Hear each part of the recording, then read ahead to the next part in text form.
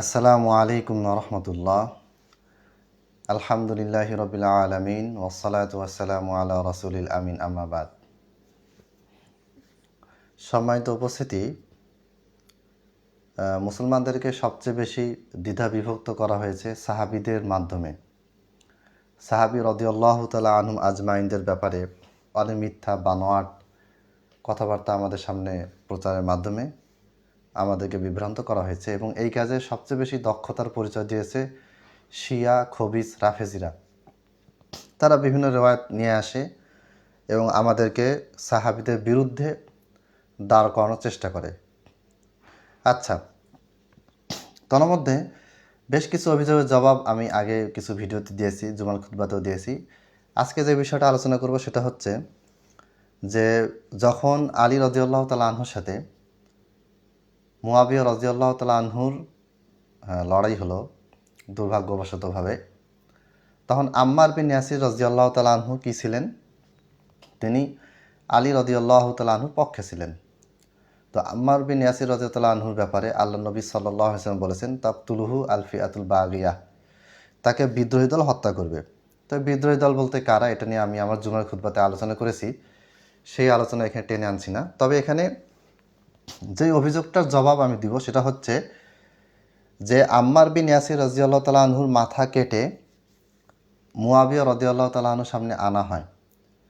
তো এটা দেখে মুয়াবিয়া রাদিয়াল্লাহু আনহু খুশি হন এবং তিনি কোনো প্রতিবাদ করেননি। নাউযুবিল্লাহি মিন যালিক। তারা যে দলিলটা দিয়েছে সেই দলিলটা আমি পড়ে শোনাবো। এই দলিলটা আছে ইমাম নাসাই রাহিমাহুল্লাহ লিখিত আস-সুনানুল কুবরা, হাদিস নাম্বার 8496, মাকতাবা শামিলার নাম্বার। এটা হাদিসটা পুরো হাদিসটা অনুবাদ পড়লে বোঝা যায় যে ওই হাদিসে মুয়াবিয়ার খুশি হওয়ার কোনো কিছু উল্লেখ নেই। হাদিসটা বর্ণনা করেছেন ইমাম নাসাই রহিমাহুল্লাহ আস-সুনানুল কুবরা গ্রন্থে 8496 নম্বর হাদিস। এই হাদিসে তিনি বলেছেন যে আন হানজালা ইবনে খুয়াইলিদিন কল, হানজালা বিন খুয়াইলিদ তিনি বলছেন, কুনতু ইনদা মুআউয়াতা, আমি মুআবিয়ার পাশে ছিলাম, কাছে ছিলাম। ফাতাহু রাজুলানি ইয়াখতাসিমানি ফি রাসি আম্মার, সেই সময় দুজন ব্যক্তি মুআবিয়ার কাছে আসলেন এবং তারা দুজনেই তর্ক বিতর্ক ঝগড়া করছিলেন ফি রাসি আম্মার, আম্মার বিন ইয়াসিরের মাথা নিয়ে।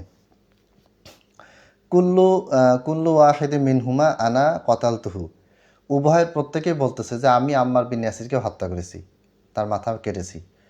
ফাকাল আব্দুল্লাহ ইবনু আমরিন লিয়াতিব বিহি আহাদুকুমা নাফসান লি সাহিবিহি ফা ইন্নী সামিআতু রাসূলুল্লাহি সাল্লাল্লাহু আলাইহি ওয়াসাল্লাম ইয়াকুল। আচ্ছা, যাই হোক, এইখানে দুইজন ব্যক্তি মুআবিয়ার সামনে এসে তারা ঝগড়া করছিল, বিতর্ক করছিল যে আমি আম্মারকে হত্যা করেছি।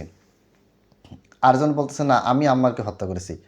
তা আম্মার বিন ইয়াসির রাদিয়াল্লাহু তাআলা আনহুকে হত্যা করেছে, তার মাথা কেটেছে, এই বিষয়টা নিয়ে দুজন ব্যক্তি মুআবিয়ার সামনে তারা বিতর্ক করছিল। এখানে মুআবিয়া রাদিয়াল্লাহু তাআলা আনহুর ভূমিকা কি সেটা এখানে কোনো কিছু উল্লেখ নেই, 1 নম্বর পয়েন্ট। 2 নম্বর পয়েন্ট, এই রেওয়ায়াতটার সনদে ঝামেলা আছে। এই রেওয়ায়াতটাই আবার ইমাম শুবা রাহিমাহুল্লাহ বর্ণনা করেছেন, খালাফাহু শুবা। ইমাম নাসাই রাহিমাহুল্লাহ এই হাদিসটি বর্ণনা করার পরে এটা সনদের সমস্যা আছে সেই জিনিসটি উল্লেখ করে তিনি বললেন খালাফাহু শুবা রাহিমাহুল্লাহ এই হাদিসটি বর্ণনা করেছেন এবং শুবার বর্ণনা এই বর্ণনার বিরোধী। ফাকালা আনিল আওয়ামি আন রাজুলিন আন হানজালা ইবনে সুয়াইদ, এই যে 8496 নম্বর হাদিস যেটা আমি পড়লাম, এখানে একজন রাবি আছে আসওয়াদ বিন মাসউদ, আর এই রেওয়ায়াতটা শোভা বর্ণনা করেছেন, সেখানে আছে আসওয়াদ বিন এখানে হানজালা বিন খুয়াইলিদ আছে, আর এই রেওয়ায়াতটা শোভা বর্ণনা করেছেন, সেখানে আছে হানজালা বিন সুয়াইদ। একটাতে বলা আছে যে হানজালা বিন খুয়াইলিদ, আর একই হাদিস আরেক সনদে আছে, সেখানে বলা হচ্ছে হানজালা বিন সুয়াইদ। তাহলে কোন ব্যক্তি বর্ণনা করেছে? দুইজন ব্যক্তির নাম আসছে, এটা একটা প্রবলেম। আরেকটা প্রবলেম, শোভা রহিমাহুল্লাহ যে সনদটা বর্ণনা করেছেন সেই সনদে আবার আছে আন রজুলিন, একজন ব্যক্তি বর্ণনা করেছে, সেই ব্যক্তিটাকে সেই ব্যক্তিটা নাম উল্লেখ নেই, মানে এটা মাজহুল সনদ, দুর্বলতা আছে। আচ্ছা, তাহলে এটা হচ্ছে দুর্বল রেওয়ায়াত, 8496 নম্বর হাদিস, ইমাম নাসাই রাহিমাহুল্লাহ বর্ণনা করেছেন, আস-সুনানুল কুবরা গ্রন্থে এটা উল্লেখ আছে। 2 নম্বর, এরপরে আরেকটা বর্ণনা আছে, সেই বর্ণনাতে বলা হয়েছে যে হাদ্দাসানা শুবাতু, শুবার রেওয়ায়তটা যে আনিল আওয়াম ইবনি হাউসাবিন আন রাজুলিন মিন বানি শাইবানা আন হানযালাতা ইবনি সুয়াইদিন ক্বালা জিআ বিরাসি আম্মার, আম্মার রাদিয়াল্লাহু তাআলা আনহুর মাথা কেটে নিয়ে আসা হলো। ঠিক আছে, এই এই বর্ণনাটা যে রওয়ায়াতে আছে সেটা হচ্ছে ইমাম নাসাইর একই কিতাব আস-সুনানুল কুবরা 8497 নম্বর হাদিস। তাহলে আম্মার বিন ইয়াসিরের মাথা কেটে নিয়ে আসা হয়েছে। আসার পরে কে এনেছে, কিভাবে এনেছে, কোনো কিছু এই রেওয়াতে উল্লেখ নাই। এখন এখানে যেটা প্রবলেম হচ্ছে সেটা হচ্ছে যে এই রেওয়াতে আছে আন রজুলিন মিন বানি শাইবান, শাইবান গোত্রের একজন ব্যক্তিটি বর্ণনা করেছেন। মানে এখানে একজন ব্যক্তি কি আছে, মাঝহুল রয়েছে, তার বর্ণাকারীর পরিচয় কোনো কিছু জানা যায় না। এই দুইটা বর্ণনা ইমাম নাসাই রহিমাল্লাহ বর্ণনা করেছেন আস-সুনানুল কুবরা, ইমাম নাসাই রহিমাল্লাহ প্রণীত। আস-সুনানুল কুবরা নামে একটা গ্রন্থ আছে, ইমাম বাইহাকি লিখেছেন, ওই গ্রন্থ না। এই কিতাবে দুইটা রেফারেন্স দেওয়া আছে, একটা রেফারেন্সে বলা আছে, একটা রাওয়ায়াতে বলা আছে যে আম্মার বিন ইয়াসিরের মাথা কে কেটেছে এটা নিয়ে দুজন ব্যক্তি বিতর্ক করছিল।